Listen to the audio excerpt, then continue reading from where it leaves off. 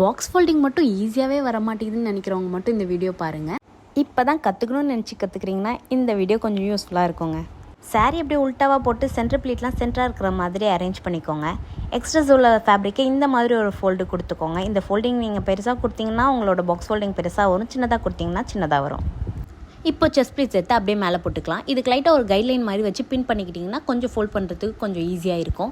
இப்போ நான் எக்ஸஸாக இருக்கிற ஃபேப்ரிக்கை அப்படியே உல்ட்டாவாக உள்ள ஒரு 2 ஃபோல்டு பண்ணி உள்ளே கரெக்டாக செட் பண்ணிக்கிறேன்.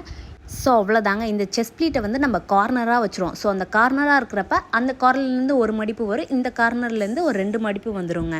3 மடிப்பு முடிச்சதுமே ஒரு பாக்ஸ் க்ரியேட் ஆகும். அதுக்கப்புறம் ஃப்ரண்ட்டில் உள்ள செஸ்ட் ப்ளீட்டை ஃப்ரண்ட்டில் ப்ளேஸ் பண்ணி பேலன்ஸ் உள்ள பல்லு போர்ஷனை ஒரு ரோல் பண்ணணும். ரோல் பண்ணதுக்கப்புறம் அங்கே ஒரு பேக்கெட் மாதிரி ஒன்று க்ரியேட் ஆகும். அதில் வந்துட்டு பேலன்ஸ் உள்ள கிளாத்தை இன்செர்ட் பண்ணிடணும். அவ்வளோதாங்க பாக்ஸ் ஃபோல்டிங். ஸோ இந்த மாதிரி டிப்ஸ் வீடியோக்கு யஷி மேக் ஒரு ஆர்டிஸ்ட் பேஜை ஃபாலோ பண்ணிக்கோங்க. தேங்க்யூ ஃபார் வாட்சிங்.